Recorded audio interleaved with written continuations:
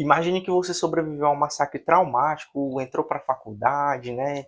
Tá fazendo ali artes cênicas, tentando reconstruir a vida, mas no dia da estreia de um filme baseado nessa sua tragédia, o horror recomeça de forma pública e dentro de uma sala de cinema. E eu tô falando de Pânico 2, sequência lá do filme de 1996, esse daqui chegou aos cinemas um ano depois. Muitos consideram melhor do que o primeiro, outros já acham que ele não chega aos pés do primeiro, mas ainda é um bom filme, que no caso essa é a minha opinião também. Mas hoje eu tô aqui para falar sobre ele, né, dizer o que foi que eu gostei, o que foi que eu não gostei, falar um pouquinho sobre a produção, enfim. Mas apesar de eu não achar ele melhor do que o primeiro, ele é uma sequência que não tenta repetir o sucesso do antecessor. Ele é um comentário ácido sobre a obsessão da mídia com o crime real e como Hollywood transforma a dor em entretenimento. Lançado em 1997, um ano após o primeiro filme, nós acompanhamos a Sidney Prescott agora na universidade. Ela não é mais aquela garota indefesa, ela é uma vigilante sobrevivente. Mas o passado a persegue na forma de um novo imitador. E dessa vez as regras mudaram. O Ghostface está ainda mais brutal, ele não está matando aleatoriamente. Porque agora as mortes seguem um padrão, o padrão que aconteceu lá em Woodsboro, né, do primeiro filme. E temos o retorno da Gale, né, aquela repórter chata, que agora ela é uma celebridade porque lançou um livro, né, com os acontecimentos do primeiro filme. E temos o Dewey, né, que agora carrega as cicatrizes do combate lá com o Ghostface, né, e tanto físico quanto emocionalmente. Agora ele está um pouco mais maduro em relação ao primeiro filme. E o legal é que aqui já é estabelecido logo de cara que ninguém está seguro. O cinema, que deveria ser um local de refúgio, é o primeiro lugar ali que acontece a tragédia. E é legal porque essa sequência do cinema no início, né, remete à sequência inicial também do primeiro filme, onde ambos começam com atrizes famosas, né? O primeiro é a Drew Barrymore e aqui a gente tem a mulher do Smith lá. E a produção desse segundo filme foi bem caótica, deu uma dor de cabeça ali pro Wes Craven, que retornou como diretor, né? E o Kevin Wilson retornou como roteirista, porque a Dimension Films queria uma sequência imediatamente após o sucesso do primeiro filme, né? Os caras não eram bestas nem nada, e eles queriam logo uma sequência para ontem, e o Kevin Wilson estava maluco aí, porque ele tinha que entregar esse roteiro logo, e tanto é que quando o filme já estava em pré-produção, ele ainda estava escrevendo, e se já não bastasse isso, aconteceu o pior pesadelo para um diretor. O roteiro vazou.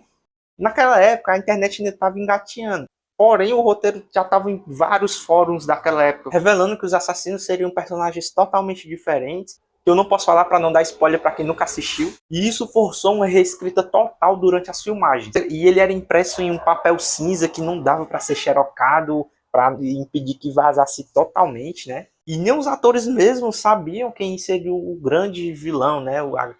Quem estava por trás da máscara do assassino. Nem os atores podiam saber.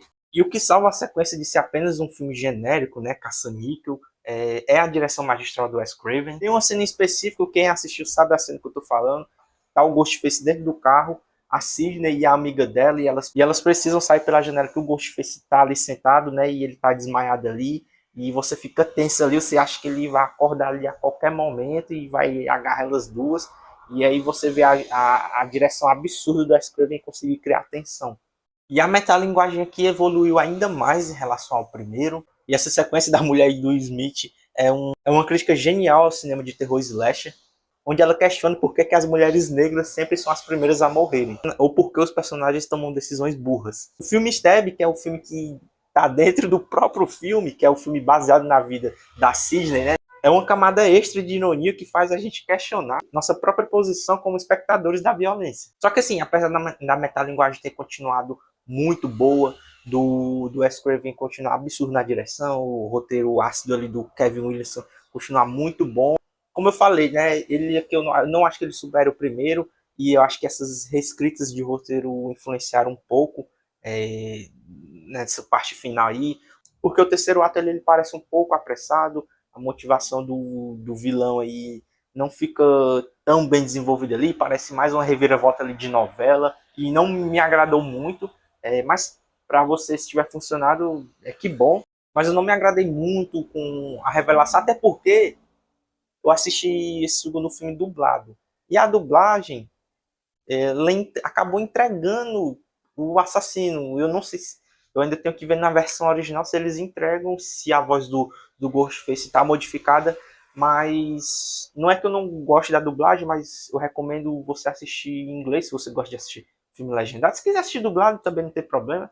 Mas eu acabei já deduzindo quem era o Ghostface a partir da dublagem. Mas não estou dizendo que aqui tem apenas um Ghostface. Eu vou deixar em aberto aqui se é apenas um ou se são dois Ghostfaces, né? Então, eu acabei deduzindo rápido, mas também não foi uma coisa que atrapalhou a minha experiência. Porque ainda assim eu fiquei, será que é ele mesmo? Será que é ela mesma? Enfim, fica a critério de vocês, assistir legendado ou dublado. Mas eu acho que eu assistiria de novo, no caso, legendado.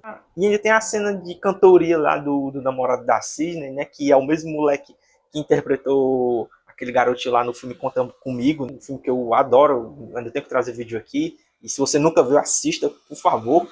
E nós ainda temos a participação da Sarah Michelle Gellar, né? Que é a nossa Daphne lá do live action de Scooby-Doo e fez o que vocês fizeram no verão passado. Enfim, todo mundo aqui já conhece ela, né? E ela aceitou participar do filme sem ler o roteiro, né? Porque ela era muito fã do primeiro filme e aceitou de boa ali, nem que fosse para ser um personagem que fosse morrer lá logo no início do filme, no meio do filme, enfim, ela só queria participar. Só que assim, de maneira nenhuma é uma sequência ruim, é um filme muito bom que continua esse legado do primeiro filme, né? Que é esse negócio da metalinguagem, de evoluir os personagens, agora a Sidney tá mais madura, né? Que a gente não tem personagens idiotas tomando decisões idiotas. Ele fala sobre fama, sobre vingança e sobre como a ficção e a realidade se misturam de formas perigosas. Mas comente o que é que você acha desse segundo filme, se ele é melhor do que o primeiro, se ele é uma boa sequência ou não. Enfim, se Pânico precisava de uma sequência, enfim, fique à vontade nos comentários. E aí, se esse foi o vídeo de hoje, espero que vocês tenham gostado. Se gostou, deixe seu like e se inscreve para fortalecer o canal. E até o próximo vídeo e valeu!